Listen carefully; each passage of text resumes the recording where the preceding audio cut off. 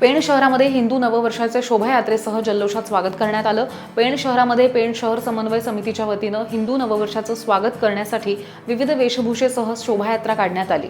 शहरातील रामेश्वर मंदिरापासून निघालेली ही शोभायात्रा शहरामध्ये फिरली आहे। या शोभायात्रेमध्ये विविध वेशभूषा धारण करून तरुण तरुणी सहभागी झालेले पाहायला मिळाले।